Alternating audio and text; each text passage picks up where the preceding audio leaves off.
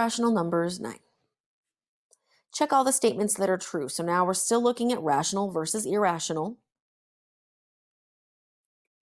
Just a little reminder.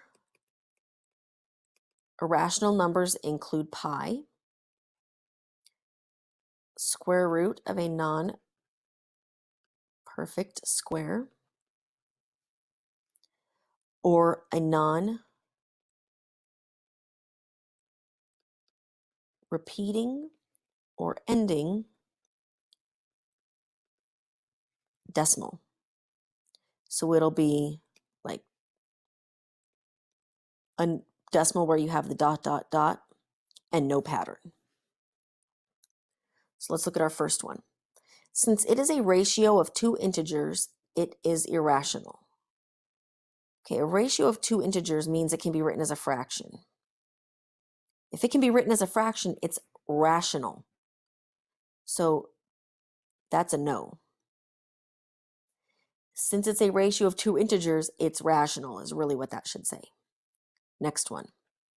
Since 6 is not a perfect square, square root of 6 is irrational.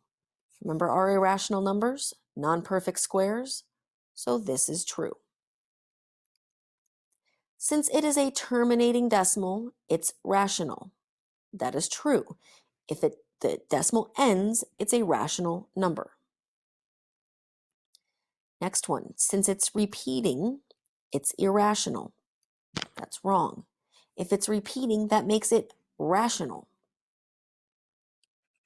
That's a no. Since it is an integer, it's rational. That is correct. If we look at our irrational list, integer is not on there, which means it's not irrational. It is rational. That's a yes. None of these are true. Obviously, that's not going to be marked because I marked some true.